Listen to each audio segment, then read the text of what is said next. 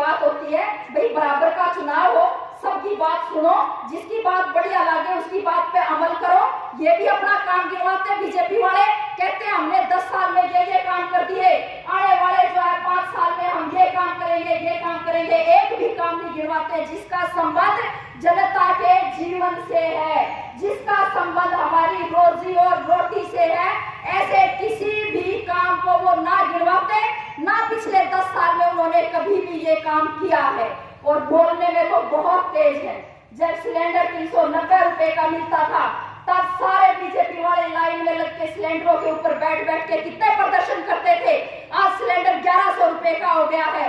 जब जनता बोलती है तो सारा मीडिया कब्जे में कर रखा, कोई हमारी आवाज भी नहीं सुनने देता, कोई बात भी नहीं हमारी जाने देता कि कहाँ महंगाई पहुंच गई है, कैसे हम अपना गुजारा करें, कहाँ सब नौकरियां चली गई हैं, क्यों हमारे पास नौकरी नहीं है हमारे पढ़े लिखे बच्चों को, क्यों हमारे पढ़े लिखे बच्चे पीएचडी करके, एमटेक करके, बीटेक करके वो चपरासी लगने को मजबूर है।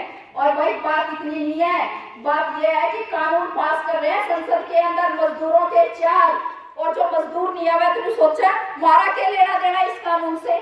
मजदूर का मतलब है जो भी आप अपने बालक को आज टाई बेल्ट बांध के स्कूल में भेज रहे हो ना, और फिर वो कॉलेजों में जाता है डिग्री लेने के लिए, आप कर्जे खा के जब उनको डिग्री कराते हो, किसी को एमटेक, किसी को बीटेक, किसी को सीए, किसी को बीसीए, किसी को एमसीए, एमबीए, ये जो बड़ी बड़ी डिग्रियां करा के जब उनको कंपनियों की तरफ वो मूव करेंगे तो उनके लिए कानून है कि अब जो काम के घंटे हैं वो 8 नहीं होंगे 12 होंगे, और 12 घंटे काम पे उतना ही पैसे में काम करना पड़ेगा जितने में आप पहले 8 घंटे काम करते थे। एक तरफ बेरोजगारी है, अपना दिमाग लड़ा के देखिए, यदि किसी सरकार को ये तकलीफ होती मेरे नौजवान आज बेरोजगार क्यों हैं, सबके घर में नौकरी क्यों नहीं है, तो काम क्या बनता था? काम ये बनता था कि 8 घंटे की ड्यूटी को वो कम करके 6 घंटे कर देते, तो एकदम से 20% रोजगार बढ़ जाता और जो है सबको रोजगार मिल जाता, 25% रोजगार अलग से होता। अब इन्होंने 8 घंटे के काम को 12 घंटे किया है, यानी कि जो बेरोजगारी है इस बेरोजगारी में और इजाफा होगा, तो ये जिंदा कैसे रहेंगे हम, ये सवाल नहीं है। वो 5 किलो राशन के बारे में बता दिया, और भाई बीजेपी वाले इस पे उतर आए हैं कि भाई वो लाइब्रेरी से आ गया एक वीडियो और कई जगह से आ गए हैं, मजदूर के मजदूरों को कह रहे हैं 5 किलो अनाज बीजेपी का खाओगे और वोट जो है किसी और को दोगे, क्यों उसके बाप का बदनाम है मोदी के, अपने घर से दे गए हो। हमारा पैसा, हमारे किसानों ने अनाज उगाया, जनता के टैक्स का पैसा, ये उनका ड्यूटी बनती है। प्रधानमंत्री की ये ड्यूटी नहीं बनती कि वो जो दंडवत लेटा लेटा करे, एक मंदिर में करे, दूसरे मंदिर में करे, तीसरे मंदिर में करे, चौथे मंदिर में जो वहां पे वो लमलेट रहे, यो काम नहीं बनता प्रधानमंत्री का। प्रधानमंत्री का काम बनता है देश के लिए नीतियां बनाने का, बेरोजगारों को रोजगार देने का, यदि हम महंगाई से त्रस्त है तो महंगाई कम करने का, देश के अंदर लॉ एंड ऑर्डर स्थित करने का, ये सारे काम बनते हैं उसके। ये सब काम छोड़ के वो तो मंदिर मंदिर मंदिर मंदिर जा रहा है, उसके लिए उसको प्रधानमंत्री की गद्दी किस लिए चाहिए? वो तो मंदिर में वैसे ही जाके बैठे, शंकराचार्य बड़े बड़ी गद्दी ले और वहां पे बैठे, कौन टोकने आएगा उसको, क्या दिक्कत है उसको? लेकिन ये काम नहीं करने, इसीलिए हम ये कह रहे हैं कि ये जो समय है ये समय कुछ अलग समय है, हमारे सामने आज चुनौतियां अलग हैं। और एक बात और मैं बता दूं कि ये जितने झूठ बोल रहे हैं, जिस तरीके से हमें डरा रहे हैं, कोमेट कपूर ने मंगलसूत्र का नाम दिया था, प्रधानमंत्री ने इतना बयान नहीं दिया, कल भी वो इंटरव्यू में बोल रहे हैं कि भाई ये जो है सबकी संपत्ति लेके सब में बराबर के हिस्से में बांटेंगे। बताओ ये धन बराबर बंटना चाहिए कि सब में नहीं बंटना चाहिए? वही चीज हो रही है, खुद होगा नहीं सोचे कदे मेरा आधा चला जा, डर लगता है, लेकिन बात ऐसे नहीं है। बात क्या है? झूठ बोल रहा है प्रधानमंत्री जो ये कह रहा है आपके पास 2 भैंस है तो कांग्रेसी एक भैंस खोल ले जाएंगे, आपके जो है दीवारों का एक्सरे करेंगे, किसने दीवारों में जो है धन चिन्हवा रखा है, किसने गहने छुपा रखे हैं, जवार के डिब्बे में गहना है कि बाजरे के डिब्बे में गहना है।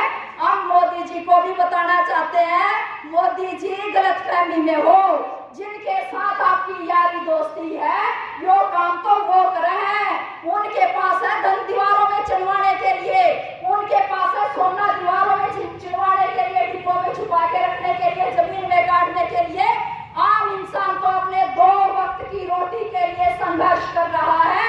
और भाइयों, धन का हम सीपीएम पार्टी की तरफ से आपको कह रहे हैं, हम इस बात के हक में हैं कि भाई क्यों नहीं ये अडानी का बेटा या अंबानी के बेटे की प्री रिसेप्शन होती है, ब्याह नहीं होता, ब्याह का कन्या फंक्शन होता, हजारों करोड़ रुपए खर्च होते हैं, क्यों नहीं उनके ऊपर टैक्स लगे और उस टैक्स के पैसे से सबके लिए शिक्षा की, स्वास्थ्य की व्यवस्था क्यों नहीं हो। जो सुपर अमीर लोग हैं उनसे उनके टैक्स किस लिए माफ किए जाए, जो उनसे टैक्स माफ किए गए वो पैसा क्यों ना वसूल किया जाए, वो जरूर वसूल किया जाए जो सुपर अमीर लोग हैं उनसे, और जब वो पैसा हस्तांतरण हो क्यों ना विरासत टैक्स लगा दिया जाए। क्या दिक्कत है भाई, अडानी के बेटे ने, अंबानी के बेटे ने क्या कर दिया, पैदा ही हुआ है, कमाएगा, उसको तो बतेरा कुछ है। जब संपत्ति ट्रांसफर होगी अंबानी के बेटे से अंबानी के बेटे को अंबानी से, तो क्यों ना उसके ऊपर विरासत टैक्स लग जाए, क्या दिक्कत है। सीपीएम ने अपने संविधान में, अपने जो घोषणा पत्र है, अपने घोषणा पत्र में लिखी है ये बात, हम मांग करते हैं कि ये जो अति अमीर लोग हैं, जो सुपर अमीर लोग हैं, इन लोगों पे टैक्स भी लगना चाहिए और इन पे विरासत कर भी लगना चाहिए। ये बहुत तरह की छूट लेते हैं और उस पैसे से सबके लिए स्वास्थ्य की, सबके लिए शिक्षा की व्यवस्था होनी चाहिए, खाद्य सुरक्षा की व्यवस्था होनी चाहिए और हर परिवार में एक रोजगार जरूर होना चाहिए। हम ये कहते हैं बहुत दावे के साथ और बहुत जिम्मेदारी के साथ हम इस बात को आपके सामने यहाँ पे कहते जा रहे हैं। तो केवल अपील ये है कि मुद्दों की बात करो, आप अपनी जिंदगी की बात करो कि आपकी जिंदगी में क्या संकट है। ये जात पात से किसी का हल नहीं हो रहा भाई, और कोई भी आपकी जाति का किसी को चुन दोगे। हम ये नहीं कह रहे कि बच्चों को काम दे रहे हैं, कह रहे कि आपको वो रक्षा करो, आपको जो है ये जो मुसलमानों ने हमारे ऊपर कब्जा कर दिया, चलो इनकी जो है मॉब लिंचिंग करो। तो कुछ मरने वालों ने और कुछ मारने वालों ने एक अपराधी समाज की तरफ हम तब्दील किए जा रहे हैं, हमारा ध्यान भटकाया जा रहा है। किस बात से ध्यान भटकाया जा रहा है हमारा ध्यान इस बात से भटकाया जा रहा है कि जब आजादी की लड़ाई चल रही थी तब हमने ये सपना देखा था कि हमारा देश एक ऐसा देश होना चाहिए जिसमें आदमी के द्वारा आदमी का शोषण ना हो। जो लोग फांसी के तख्तों पे चढ़े थे, जिन्होंने कुर्बानियां दी थी, उन्होंने सपना देखा था कि जब हम गोरे अंग्रेजों को यहाँ से भेज देंगे तो मजदूर का और किसान का राज हमारे देश के अंदर स्थापित होगा। लेकिन दुख की बात है कि ये नहीं हुआ हमारे देश में।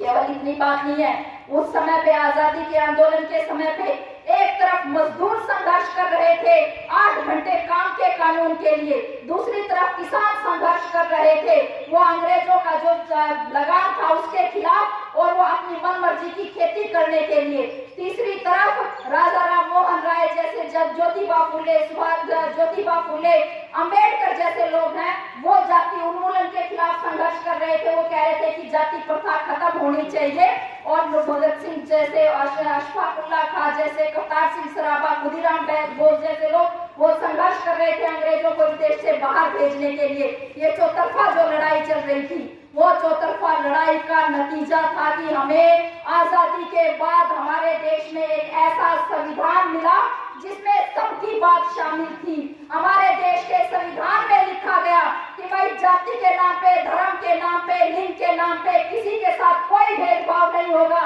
हमारे संविधान में लिखा गया कि इस देश की सरकारें वो इस देश की जनता चुनेगी और वो परमानेंट नहीं होंगी सरकारें, उनको हर जनता के पास जाना पड़ेगा और जो सरकार चुनी जाएगी निर्देशक सिद्धांतों के अंदर संविधान के वो स्पष्ट तौर पे लिखा गया कि उन सरकारों को क्या करना था।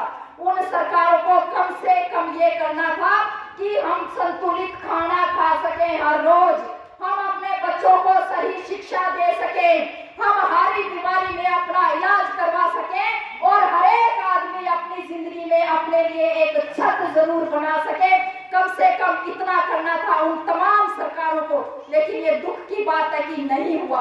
आजादी के बाद कुछ काम हुए, कुछ सार्वजनिक क्षेत्र खड़े हुए, लेकिन आज बात यहाँ पे पहुंच गई है कि ये जो वोट का अधिकार है, ये वोट का अधिकार भी हमारा बना रहेगा कि नहीं बना रहेगा।